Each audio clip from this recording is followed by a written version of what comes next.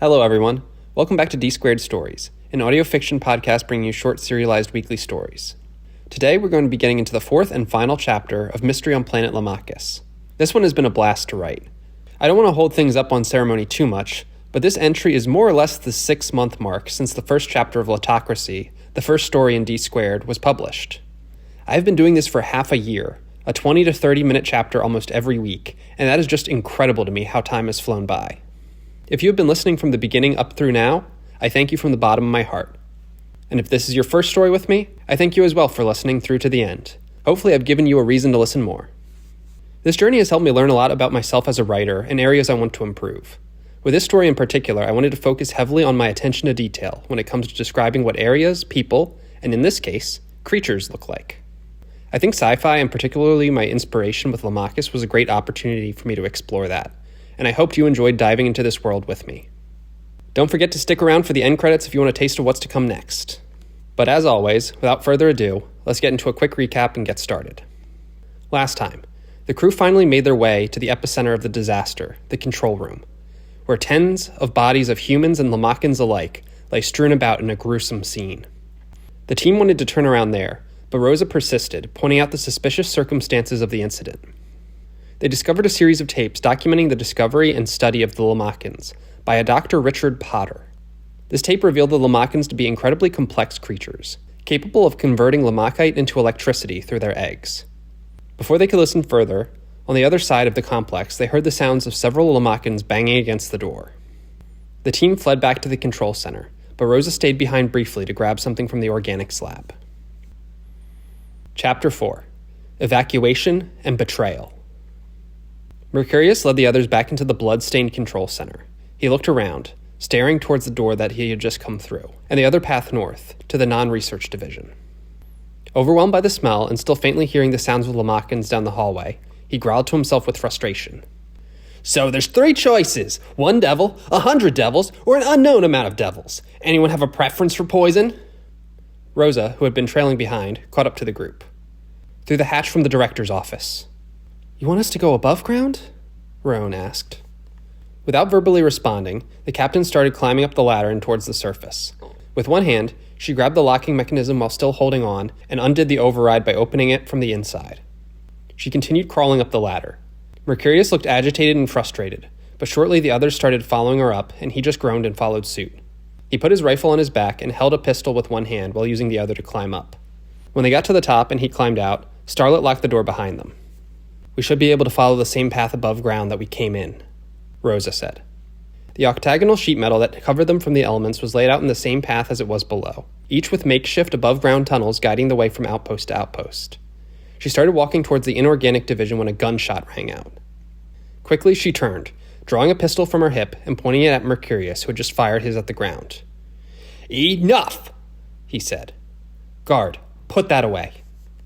I have had enough of you. You lead us on this reckless mission, deeper and deeper into a dangerous situation, and for what? So you can get your military title back? Is that what this was really all for? Starlet nervously stepped forward. That is what it sounded like on the hologram. Rosa's face wrinkled a bit as she said this. She seemed more genuinely hurt to hear this from someone other than Mercurius. Why were you discharged from the military in the first place? Rowan asked. There's not much of a story, she said. I disobeyed orders. I disagreed with the directive from leadership, so I did not follow it. As a result, we failed an important mission. She started walking towards the direction she originally started. There is only one ship for us to go back on. I would recommend that we head to it. Anyone who has an issue with my leadership should feel free to report it to the NAEC Ethics Division. The others reluctantly followed, especially Mercurius, who seemed to drag his feet in frustration at their unwillingness to challenge her. The hallway was long and the terrain of the mountain below more unsteady than the smooth path underneath. All of them struggled at certain points, especially Dr. V, whose joints could be heard cracking over some of the less level steps. Quite a pain, he said. I need something to take my mind off this. He popped back in one of the tapes into the tape player, without really paying any mind to which one in the order it was. Do you have to record this? A voice asked. Yes, Director Gander, I do, Dr. Potter said. Rosa for a brief moment paused on hearing the director's name, but quickly went back to walking. Mercurius groaned angrily. Are we seriously just going to listen to this? He asked. Mercurius, for once, could you please just shut your mouth? Starlet said. We don't need you whining every 5 minutes like you have a Martian sand tick on your butt. Agreed, Rowan said. Let him have his tapes. The audio was broken up a bit by the three talking over it, but as they stopped, they could hear it crystal clear. What you are asking me to do goes against all of my ethos as a scientist. You're being dramatic. I'm not asking you to hurt anyone or do anything that would harm your reputation. I'm just asking you to weigh in on a gray area in a way that our leadership would appreciate. You're asking me to sign off for publishing an erroneous paper that you coerced my subordinate to write that claims the Lamachus is genetically able to be classified as a plant. It's ludicrous. By every possible account, they are animals. They do not eat organic matter, but rather convert soil and compounds in the air to generate energy. Instead of reproduction, they can be pollinated externally to produce a seed. You are stretching what words mean. They are highly social creatures with a language structure. We have seen various types of species across the galaxy that have stretched our definition of what it means to be an animal, but nothing that we have found so far has matched this level of complexity while still being classified as plant life. What about the Yunnan asteroid belt fungi? It communicates with spore production and consumes the worms within it. Surely there's some wiggle room in what makes an animal. A sigh could be heard over the tapes. Why are you doing this? We are on the cusp of a discovery that could provide nearly limitless power for our entire country on the brink of collapse. I've told you, planetary law says you can't patent an animal or an animal egg. You bring these things back to New Alaska and poachers manage to get them off planet, it's completely fair game for them to produce as much of them as they want, depriving us of our due. If it's a plant, and the eggs are seeds, then AEC can patent the seeds, sue anyone who tries to produce and distribute them. That is the only way to save the company from complete collapse. We can't just bend the definitions of things to suit the desires of leadership. Even if New Alaska deems the Lamachus to be a plant, there's nothing that says the other planets will follow suit. Then it will be just like you said. I feel like leadership doesn't know that aspect of it, and if you won't tell them, then I will. You will do no such thing if you want to keep your post or your life. Turn that thing off now. A click could be heard, indicating the director swiped the recorder and turned it off. Starlet and Roan looked nervously towards Dr. V as they got slower with their traversal across the rocky terrain of the surface of Lamachus. Rosa plodded ahead, now putting a somewhat significant gap in between herself and the others. Mercurius was strangely silent. The only sound he made was heavy breathing. It looks like that was the 7th one, Dr. V said. I suppose I should play the 8th? He popped in the last of the tapes before they continued walking through the corridor. They had passed through the hatch of the inorganic division and were proceeding back towards the oceanic outpost. The wind whipped into the thin metal walls that protected them from the elements. The tape began with a similar kind of sound, but in the form of electric interference. Dr. Potter seemed completely unaware of this issue with his device as he proceeded. This is the 7th log, possibly 8th, if I decide to include that frustrating conversation I had with the director. This will be maybe the least informative of the tapes so far, mostly an outlet event, but I figured it was worth capturing this moment in real time. I am in the inorganics lab, prepping for another night, sleeping in my chair. The new restrictions on our research of Lamachans and their eggs have taken a toll, but we've each taken shifts staying up with the few remaining ones we have in here. Morale has taken a hit since the news of the shutdown, but we persist. I'm here with Kryptonite. We've been keeping it separate from the others since its incident. The inorganics leadership has been kind, I think much to the irritation of the rank and file. This creature is such a sweet soul, though, and I have no idea what came over it to cause it to bite someone like that. Right now, it is cowering in the corner, which leads me to believe that there is some sort of thunderclap activity happening above the surface. There was a surge of static noise that played on the tape. Dr. Potter again paid it no mind as if he was unaware of it. It was followed by a short series of chirps from Kryptonite. This poor thing. Their incredibly sensitive receptors make these common occurrences on the planet incredibly frightening to them. And even though we are tens of meters below the surface, they can all still sense the tremors above ground. We first learned of this after we brought a few of them into the compound, and the last batch of researchers arrived. We'd always thought the Lamachans were just afraid of our spacecrafts, but as it turns out, they had no issue with them. It was the thunderclaps that they caused as they descended from the atmosphere. Normally, they don't tend to last that long, but these seem to have been starting on and off for a while now. Sirens started blaring over top of the researcher's voice. Nervous and confused chirping followed shortly after as there were sounds of rustling. Dr. Potter could be heard tapping on a keyboard and gasping. Sorry, I have to cut this short. For some reason, emergency alert alarms are blaring, and I just received word that this is not a drill. Kryptonite, I'll be right back. Hopefully. Here, let me help you into this cabinet. There's plenty of Lamachite in here for you to snack on if you get hungry. I have to go round up your kin. There was the sound of a drawer opening, just barely audible over the sirens. and some chirps rang out before the tape suddenly cut to a close. The mood was solemn as they continued across and out of the oceanic outpost cover. The light now came in clearly from the meteorological outpost that they had originally exposed open to descend into the complex. "So what happened?" Starlet asked. "It doesn't sound like the Lamachans started attacking." "It almost sounded like there was some sort of weather event," Roan said. Mercurius and Rosa were both silent as they continued through and stepped out into the light of the Lamacan surface. The rapidly swirling clouds of dust and snow tore through the mountainside they stood atop of. The starship Anchorage still stood where they had left it, in all of its mediocrity, but in workable condition. The electric detection perimeter still stood. Starlet checked her reader to see that it was still unimpeached. The Lamachans who lined the outer walls of it when they descended were nowhere to be found. Rosa stepped out onto the cliffside and looked down. She seemed to reposition herself somewhere that there was a slight drop, followed by a less steep decline. She equipped her oxygen mask and turned to her team. "It was great working with all of you," she said. "My work is done here. Please get back to New Alaska safely. Do so with haste, so all of this was not in vain." Without looking, she jumped backwards, down the ledge she positioned herself near. As she landed, her boots started to skid and slide as she held onto the slippery mountainside, carefully guiding her descent down the hill of the cliff face. Starlet gasped loudly, watching her. Before anyone could say anything, Mercurius growled and ran towards the cliff, jumping off to follow. "Oh, no, you don't!" he said. He scrambled to stay upright as he started sliding down the deceptively frictionless surface.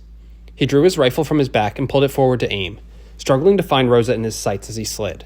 Instead, he felt a sharp pain in his shoulder as a bullet pierced through the rifle, splitting it and chipping his upper body in the process. In this moment, he saw Rosa, pistol in hand, who had fired several shots in his direction before managing to disarm him. After just under a minute of her slide down into the chasm, Rosa landed on a raised rock formation, just above the bed of the river that flowed through the canyon. She aimed her pistol at Mercurius and fired a shot directly into his chest, but his ballistic vest absorbed most of the blow. He had tucked his legs down and built up a great bit of speed as he slammed right into Rosa, knocking the gun out of her hand. He drew a knife from his waist and immediately lunged for her to try to stick it in her chest. Rosa grabbed his wrist and barely pushed back, keeping him from piercing her armor. Mercurius's eyes were wide and bloodshot as he grinned with a maniacal expression.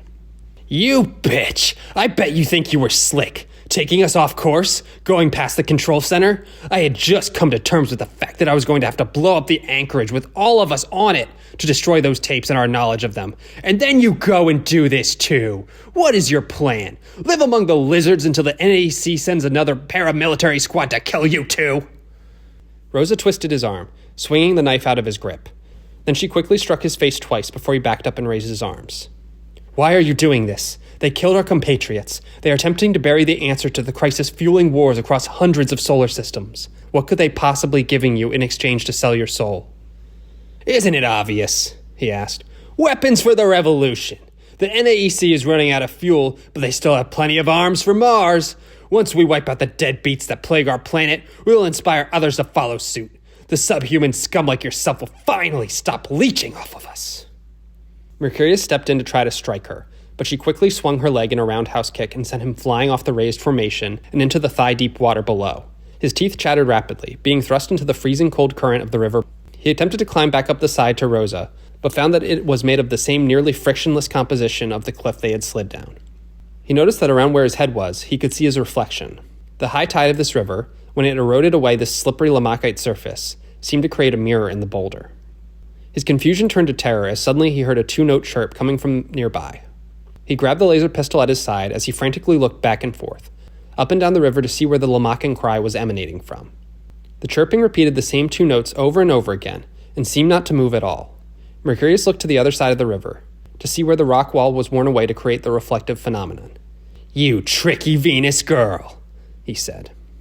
In the reflection, he saw Rosa clutching a paper in hand and holding the synthesizer that Dr. Potter used to communicate with the Lamachans. He carefully targeted the laser pistol to line up with her image in the rock face. He fired. Just as he had hoped, it ricocheted off of the glass and struck Rosa in the arm, causing her to fumble the device down and just a few meters from Mercurius's feet, right where the water met the cliffside. He grinned and went over to stomp it before catching a moving shadow and looking up to see Rosa leaping out towards him, knife in hand. He jumped back, but not before she managed to swipe at his hand, putting a laceration into the hand he was holding the pistol with. He raised it, wincing in pain as he tried to aim at her, but once again she struck at him, knocking it out of his hand. He quickly, with his other hand, grabbed her wrist and twisted it, trying to take the knife from her. "They thought you had learned your lesson, those corporate buffoons," he said. "You and your arrogant dismissal of it earlier. Disobeyed orders? You failed to do anything as tens of thousands of gallons of plutonian kerosene burned." She grunted as she attempted to pull her wrist free. "There was no guarantee that we could have done anything to mitigate the blaze," she said. "But there was 100% certainty that most of my crew would have gone up in the inferno as well. I refused to be responsible for the deaths of people I was accountable for. I still do. That is why I made you come down here with me. You will not lay a finger on my crew." She raised her leg, striking Mercurius in the chin, but he held firm to her arm. Mouth bloody, he looked up growling, and then cackling, with a twisted look of insanity in his eyes. He leaned in and smashed his head into Rosa's. He did it again, and again, and again, until both their skulls bled a bit. All the while, Rosa was being stepped back, closer and closer to the river. Mercurius pushed with his legs, trying to drive her deeper, off the bed and into the bank to drown her. "I'll let you know how this ends," he said. "I'm going to make my way back up there, put a bullet in every single one of those defects, and then I'm just going to wait. I'm just going to wait for the rest of the NAEC's security division to come back, and then I'm going to help them put holes in every single one of those Lamachus freaks until this entire species is erased. Then I'm going to do the same thing on Mars for every defective being that wastes the same oxygen I need to breathe." He thrusted and pushed until Rosa's legs stood at the end where the river ran deep. She tried to hold her ground, but the slippery surface of the Lamachite under her feet made it nearly impossible. The rushing sounds of the river were the only thing that could be heard in the valley. That was, until slowly, chirping noises started to ring out in the distance. At first, they were faint, but within seconds, they sounded to be upon the two. Mercurius stared in disbelief as upstream, he saw close to 50 of the amphibian beings thrashing about in the water, trying to get to them at a great pace. One by one, they flopped out of the water and onto the land surrounding them. Mercurius pushed Rosa to the ground and stepped back, grabbing his last pistol off his rear belt. He waved it around at the Lamachans who circled them, seemingly unaware of what was happening. Rosa pushed past one of them as she lunged to grab Dr. Potter's Lamachan language simulator. They seemed to stare in curiosity as she picked up the device, still functioning despite getting wet. Mercurius clocked this and hastily fired 3 shots in her direction, each one missing as she ducked to the ground.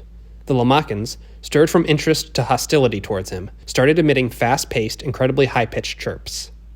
The intense and cacophonous sound made him bring his hands to his ears. Rosa felt the ringing pain as well, but managed to power through and join the chorus with the same 2-syllable chirp that she had made earlier. The Lamachans, after a few seconds of not registering it over their own aggressive cry, suddenly turned their attention to her. As their fervor quieted down, they understood that Rosa was the one who had called them here. They understood that she was the one who repeatedly emitted the chirps in the pitch that translated to a Lamachan distress call. This phrase, one of many on Dr. Potter's sheets, had called them there, and now they grasped why. In that same moment, as Mercurius came to the same realization, he whipped his gun back around at Rosa. "No, you don't!" Before he could fire, a large adult Lamachan lunged into him, grabbing him in its serrated, blunt jaws, crushing his windpipe as it plunged him into the coursing river. The Lamachans gathered at the edge of the bank, Rosa quickly stepping to follow them. They could see little sign of anything with the swiftly moving water and the intense reflection of light off the Lamachite cliffside. After a few moments of nothing but the sound of rushing water, the Lamachan popped its head above the water, desperately swimming against the stream trying to make it back to them. Another one stood at the ledge and stuck its long, slender tail out to it. The swimming Lamachan latched on with its teeth as the other stepped forward, helping drag it out of the current. They looked up and expectantly at Rosa, who was clutching her still bleeding head. She rifled through her jacket pocket to pull out a paper of the common phrases. It was crumpled and damp, but still legible. She breathed a sigh of relief as she looked at her alien saviors. Above ground, Roan, Starlet, and Dr. V were unable to hear the sounds of the conflict due to the whipping winds. The reflective sides of the cliff made it impossible to see where they had gone either. After a long period of deliberation, the crew was eventually convinced to follow Rosa's orders to pilot the ship back to New Alaska. The journey was treacherous and challenging without 2 of the members, and it almost felt like it would reach its end within minutes when a thunderclap nearly took them out of the sky as they left the atmosphere. However, despite the tribulations, the beleaguered team made it back to their home planet safely.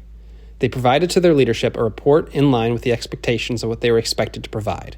The Lamachans had turned on the research station and wiped out all of them in a betrayal of their trust. About 30 days on the planet later, though, an expose revealing the true story was published by a media source out of the corporate network of NAEC. It detailed the accounts of the 3 survivors, the mysterious bullets and the researchers, the unusual state of the lockdown, and most convincingly to the public, the documentation of Dr. Potter. His accounts of the Lamachans and the little pieces of inadvertently captured evidence that implied something much darker was at play fueled public outrage at the NAEC. At first, the government was highly hesitant to do anything to look into it, but after the mysterious death of Dr. V was ruled as old age by a coroner, in spite of his cocktails of anti-aging medication, the population grew furious with the NAEC and the complacent government. Tension was building, but with reports of covert operations to wipe out the remaining Lamachans, no one could be sure whether it would boil over in time to stop the corporate greed from putting a nail in humanity's last hope. Thank you so much for listening to Mystery on Planet Lamachus. If you enjoyed, please rate the podcast, give it a like on YouTube, or share with someone else you think might also enjoy. Next week, per usual, there will not be a full episode, but you'll have a brief teaser trailer for the next series. If this sentence is still in the script at the time of recording, which I guess it is, it means I still don't really have a working title for it. A little peek behind the curtain, I try to have the recordings for stories all fully done before the first chapter even airs. So you're listening to a version of me from over 5 weeks ago right now, who has barely even started writing the next story. And it's going to be quite different from anything I've written so far. I hesitate to call it this, but I think it's going to be something of a very philosophical romance novella. I swear it will be better than that sounds, so just stay tuned to when a future me has had more time to figure out how to brand it. As always, you can stay up to date with Mystery on Planet Lamachus and all other D2 Stories productions by following us on social media. That will be D2 Stories on just about any of the major platforms. Thanks again for listening, and I hope to have you listen again right now. Epilogue. Night on Planet Lamachus was always pitch black. The high concentration of Lamachite in the air filtered out any of the weaker radiation from distant stars, so that when the one it orbited faced away from the face of the planet, virtually no light was visible. The former NAEC Captain Rosa tugged at a rope at the far end of the complex by the botanical outpost. The outpost, set on a lower part of the mountain due to space constraints, was one of the only ones she was able to access without having to scale the nearly insurmountable cliffside of the Lamachite. After what looked like extremely strenuous effort, she managed to finally tug from her pulley system the object she was trying to bring to the surface. It was one of the cells from the meteorological outpost that was able to smooth out the surge of electricity from Lamacan eggs into sustained energy. She wiped her brow and sighed with relief as she managed to excavate this object. A young Lamacan chirped with delight next to her, bouncing up and down in celebration of her triumph. She could not help but smile as this creature shared in the joy of her success. She patted it gently on the head. The Lamacan suddenly shuddered. Rosa paused, wondering if she had upset it, before seeing in the distance sparks of lightning in the air, illuminating the otherwise pitch-black planet. Rosa scowled, just faintly being able to see the outline of a paramilitary spacecraft that was making its way to land on the surface. She pointed her light down towards the descent away from the complex. She scooped up the small Lamacan in her arm, and with the other shortened the lead of the rope on the fuel cell as she began to drag it down and away. "Shh, it's all right, Kryptonite," she said. "You will be just fine." She hastily trudged down the hillside, carefully watching her footing. The cell, which was somewhat heavy, slid across the frictionless surface of Lamachite. She made her way down to a small encampment, hidden in the valley. Dozens of Lamachans seemed to scramble about in distress, sensing the electromagnetic tremor in the air. They seemed to calm, though, as they felt Rosa return to them. They uttered a chorus of urgent chirps into the air. It was a 10-note chirp. Rosa had identified 9 of the chirps to correspond to one of Dr. Potter's phrases from the sheet. It was Sky Lamacan, the Lamacan term for humans. She was unsure for a while what the note appended to the beginning of it meant. After some time, though, she came to understand that the note was a kind of adjective the Lamachans used to represent something as not dangerous, or rather even as something good. In other words, the name the Lamachans had given to her was the Good Sky Lamacan. Rosa loaded up her cell onto a large makeshift cart that she had assembled. She directed the Lamachans into position. She grabbed a rope in her hands and joined with the others in grabbing all the ropes with their teeth as they all pulled, using their collective strength to easily wheel the cart out and deeper into the valley, into a cavern, out of sight of the NAEC invaders. On the cart was most of the remains of a ship that had been obliterated by a thunderclap while trying to land. Rosa, carefully following a blueprint she pulled off the station's computers, had almost fully rebuilt it. It was just in need of a few minor parts that she would have to scrounge for or weld herself, and critically, it was in need of a fuel source. Though, that seemed to be of little issue to her.